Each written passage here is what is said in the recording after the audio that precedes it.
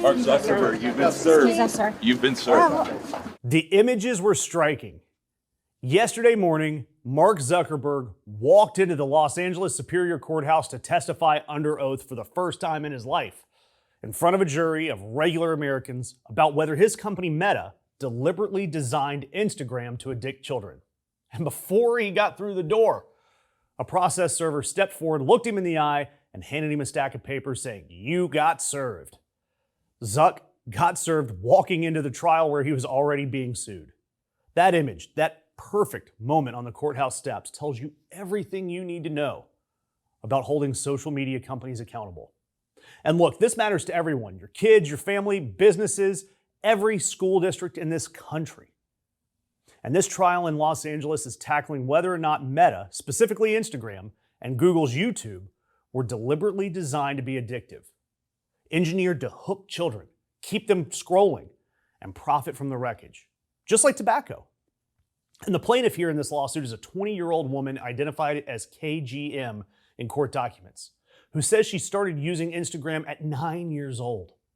By the time she was a teenager, she developed anxiety, depression, and body dysmorphia.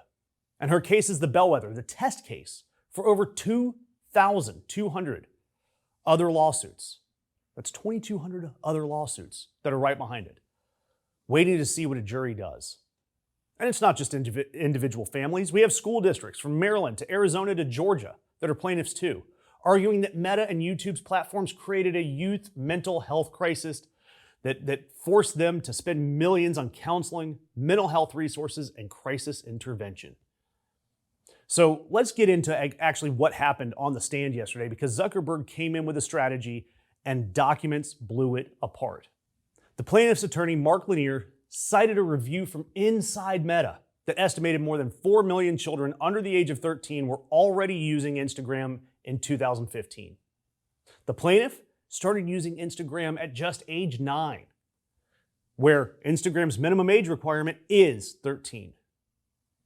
And when Lanier pressed Zuckerberg about how millions of underage children ended up on a platform that requires users to be 13, Zuckerberg said, and this is his actual testimony under oath, "There are kids who lie about their age in order to use the services." He also said, "I don't see why this is so complicated. We have rules, and people broadly understand that." 4 million kids under 13, 9 years old. And the response from the man who built the platform and made $1 trillion from it is just, kids lie. Another lawyer for the plaintiff followed up. She asked, "You expect a 9-year-old to read all of the fine print?" Of course, Zuckerberg had no answer to that, because there isn't one. And then came the 2022 internal Meta document, their own document, that listed milestones projecting the average time users would spend on Instagram, growing from 40 minutes in 2023 to 46 minutes in 2026. On the stand, Zuckerberg said milestones aren't the same as goals. Of course they're not, right? He said, if we do good work, this is something we expect to see. Sounds like a goal to me. Evidence had already been shown from Instagram CEO Adam Mosseri, showing the company had explicit time on platform goals. Zuckerberg's response to that, time spent was just a proxy to measure performance against competitors like TikTok, another addictive platform. So let's be precise about what happened here. Meta had an internal document projecting a specific increase in time children spend on Instagram. Zuckerberg saying it was a milestone, not a goal. And a milestone is something they expect to achieve if they do good work. Again, that sounds just like a goal to me. Look, I've seen this in countless cases. In every context I've seen, a projected outcome is something you intend to achieve, and that is a goal.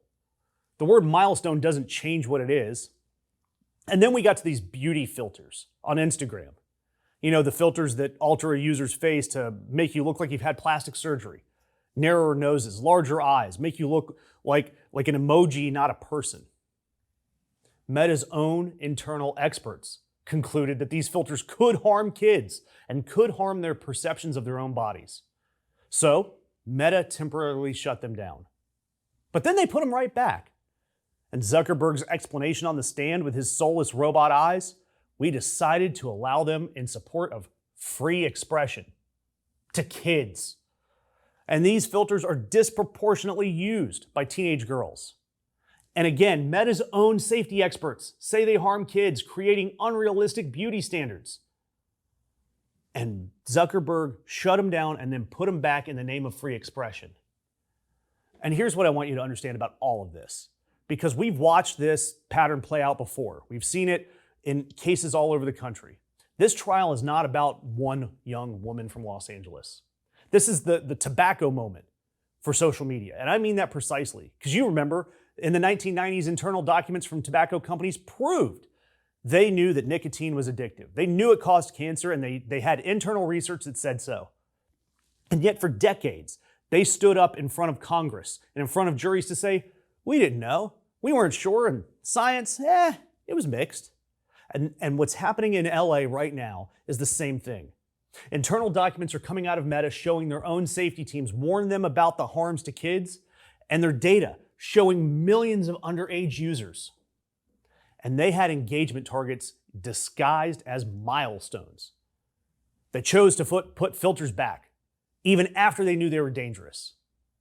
And look, if you want to keep following this story, because trust me, we've got a lot of inside information here.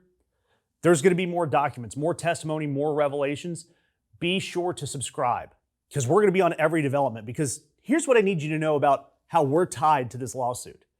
One of the firms on the plaintiff steering committee in this federal multi-district litigation, the massive case with over 2,000 lawsuits, is Levin Papantonio right here in Florida. And I'm standing in the same building that these attorneys are working their butts off against Meta in. And I've spent years working alongside these attorneys. The same attorneys who took down Big Pharma and Big Tobacco. They know how to fight this kind of case because they've done it before. And they're putting in the work. I've talked with attorneys like Emmy Paulus and Jeff Gaddy that are traveling the country asking tough questions of social media executives that'll hopefully lead to justice. And we're going to have a lot more as this develops. So be sure to subscribe, because this is going to just grow and grow. And Zuckerberg, he got served at the door. He testified under oath, and his own documents showed that 4 million kids under 13 were on his platform. And he wanted to increase the time that they were on the platform each day. He put dangerous filters back online over free expression. And he told the jury he doesn't see why it's complicated. The families outside of the courthouse holding hands, waiting for him to arrive, were a very clear idea of why it's complicated. Their kids are the answer to that question. Doesn't it seem like our feeds are getting filled with more and more BS right-wing MAGA content? It's no secret that all these top tech bros are in love with the current regime, so it's no surprise that independent left-leaning media is being squashed by the algorithm. If you like our content and content like us, it doesn't take long to click that thumbs up, share, comment, or subscribe. So please help us keep the truth alive.